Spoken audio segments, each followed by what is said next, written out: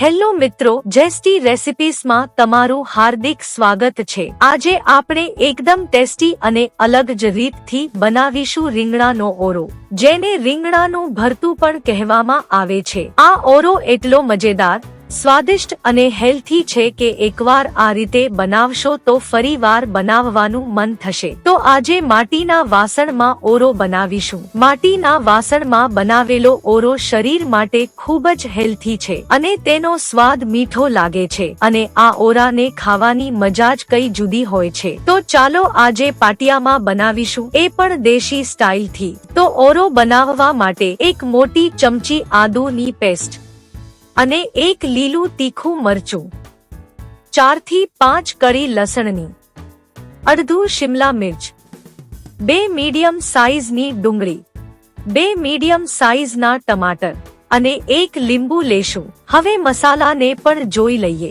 અડધી ચમચી હળદર, 1 ચમચી કાશ્મીરી મિક્સ તીખું મરચું, 1 ચમચી ધાણા જીરું પાવડર, અડધી ચમચી જીરું, અડધી ચમચી રાઈ, અડધી ચમચી ગરમ મસાલો અને સ્વાદ અનુસાર મીઠું લેશું।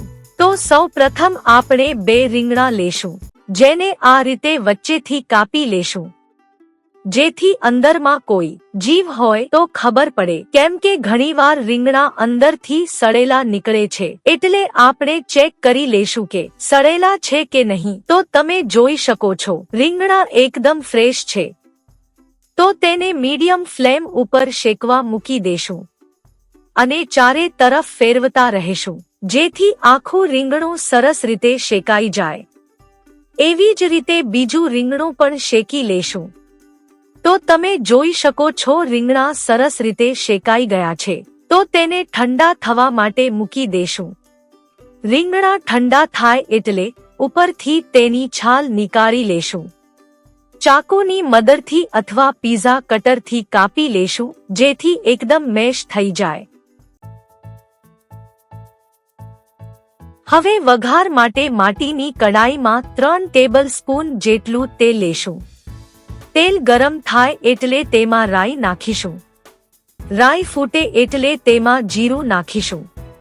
લસણ આદુ મરચાની પેસ્ટ ઉમેરી પછી તેમાં ડુંગળી નાખી ડુંગળીને સાતળી લેશું। તમે ઓરામાં લીલી ડુંગળી પણ ઉમેરી શકો છો। તો તમે જોઈ શકો છો ડુંગળીનો કલર બદલાઈ ગયો છે। તો શિમલા મિર્ચ ઉમેરી 1 મિનિટ સુધી સાંતળશું। ત્યારબાદ તેમાં ટમાટર અને સ્વાદ અનુસાર મીઠું ઉમેરી ટમાટર જ્યાં સુધી ગળી ન જાય ત્યાં સુધી ચડવા દેશું। ટમાટર ગળી જાય એટલે તેમાં અડધી ચમચી હળદર, અડધી ચમચી લાલ મરચું નાખીશું, કેમ કે આપણે એક તીખું મરચું પણ નાખ્યું છે એટલે આપણે અડધી ચમચી જ નાખીશું। 1 ચમચી ધાણા જીરું, અડધી ચમચી ગરમ મસાલો અને અડધા લીંબુનો રસ ઉમેરીશું। જો જરૂરત હોય તો જ લીંબુનો રસ ઉમેરીશું અને બધા જ મસાલાને સાતળી લેશું। જો જરૂર પડે તો અડધી ચમચી ખાંડ પણ ઉમેરી શકાય। ત્યારબાદ તેમાં મેશ કરેલા રીંગણા ઉમેરી 3 મિનિટ રહેવા દેશું। તો લ્યો, ગરમાગરમ પાટિયામાં બનાવેલો રીંગણાનો ઓરો તૈયાર છે।